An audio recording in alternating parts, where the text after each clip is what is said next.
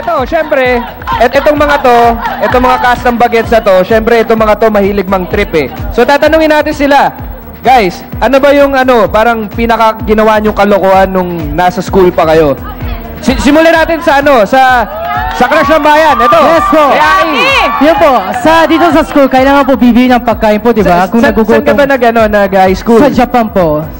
Moshi. Japan po so, sa Japan po kasi, hindi kailangan bibili ng pagkain. May bibigay po sila ng pagkain. Tapos, ayoko po kakain ng tinapay po. Tinagot ko sa yung disc. Tinago ko, tapos nakalimutan ko, kinabukasan may amag na lahat. Amag na yung notebook. Cute ah. Eto. Ako, Aki, pakiulit nga ulit. Joke. Yun. Hindi namin, pwede in Japanese. Parang nagdipongo ka naman, ata. Yan po, konoterebiを見てる皆さん、こんにちは。僕の名前は鳥海健です。どうぞよろしくお願いします。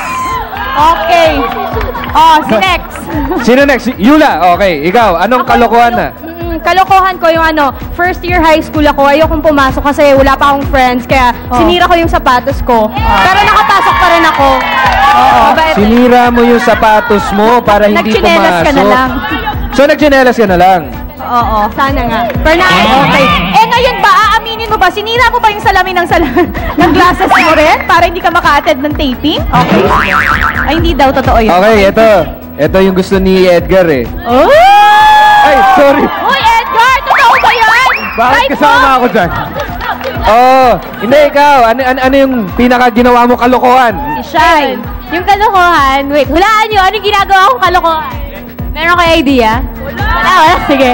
Ayun, so yung ginagawa ko, pag tuwing naantok ako sa class, pupunta ako sa library para matulog. Okay.